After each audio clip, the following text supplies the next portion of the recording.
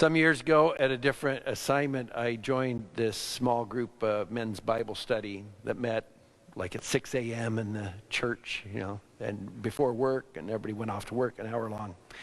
I thought, oh, this is great. I'll get to know some of these guys. And it was a mix, mostly Catholic, but a few Protestants. And it just so happened when I joined them, we started the book of Ecclesiastes that we hear today. And we all thought, I don't know much about this book. So, it has that one famous passage. There's a time to be born, a time to die, a time to gather, a time to scatter. Okay. So we jumped into it. Oh, man, it is the most discouraging book in the Bible. What Rich read for us today, there's nothing new under the sun. The rivers go to the sea, but does it ever fill up? No. Speech is labored. Nothing is new under the sun. Somebody might even say, hey, this is new. Nah, it's been there before. In music, we always say, and we study music theory, when people think, oh, here's a new inventive music idea, they go, Bach's already tried it. Bach was a genius, and he really. So yeah, there is that sense of nothing new. And frankly, as we read through that book, we kept thinking, well, maybe it'll say, okay, with all this suffering and this misery, and it's just the same thing over and over and over, maybe in the end it's going to say, but there's still hope. No, it was just pretty much that.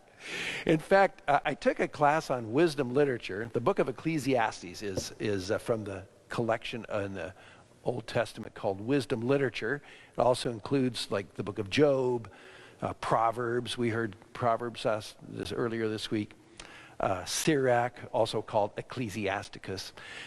But among all those, also this book called Ecclesiastes, or the Hebrew name is Koheleth. That's the name of the person to whom this writing is being addressed. I took a class on this, interestingly enough, at the Middleman Jewish Community Center. They had a rabbi teaching the Old Testament from the Jewish perspective, of course, which was really great.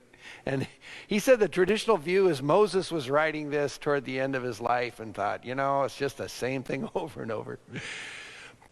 But here's the Christian way of looking at this, is that yeah, there are definitely cycles, but something happened with the advent of Christ that broke through those cycles, because we just weren't able to bring about our own redemption. Of course, God had sent prophets calling us to fidelity, but we as humans kept failing until God, in the fullness of time, sent his only Son. And something different happened there. Yeah, there's still the cycles, but here's how Teilhard de Chardin, the Jesuit priest, anthropologist, described it. There are circles, but as they're spinning around, we're growing. Hopefully when I get to this point of the circle, like Holy Week this year, I'll be more spiritually awake than I was last year or the year before or the year before. More spiritually mature, more attuned, more generous, more kind, that we're growing in all of that process. That's a part of it. I also think I see it when I see conversions take place.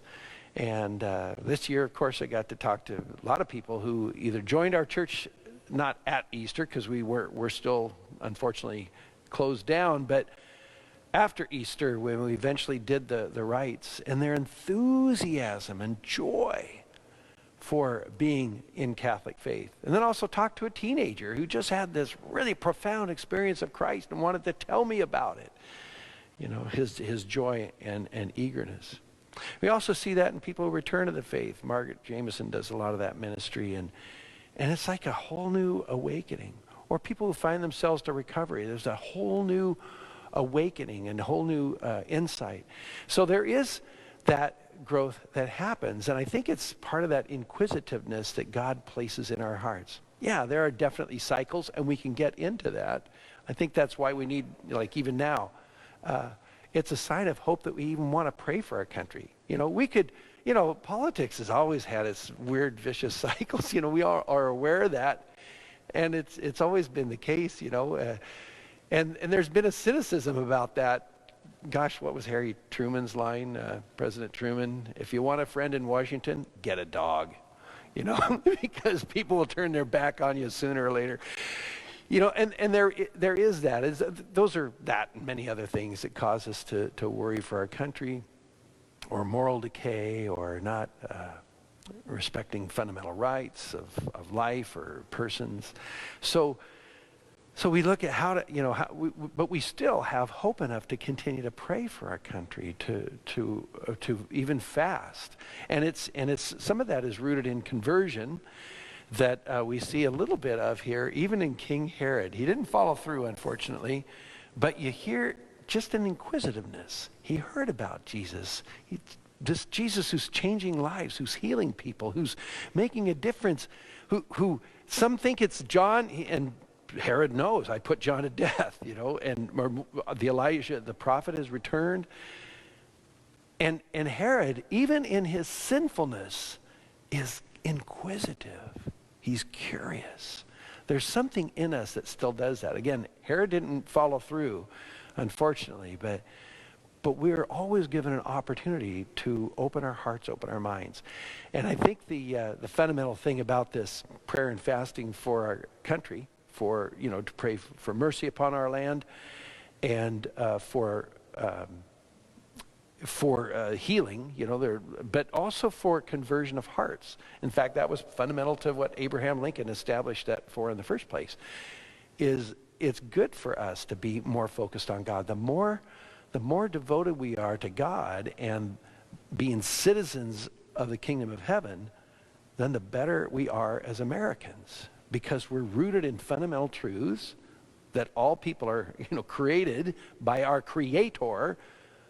All are created equal, and that our role is to secure those rights that are fundamental to who we all are.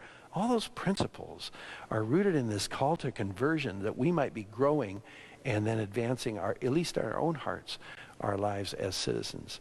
So as we commit ourselves to prayer and fasting, may we also commit ourselves to ongoing conversion, that we're always growing, that we're always seeking a new way to serve the Lord. I think that's what brings hope to our hearts and hope to our world.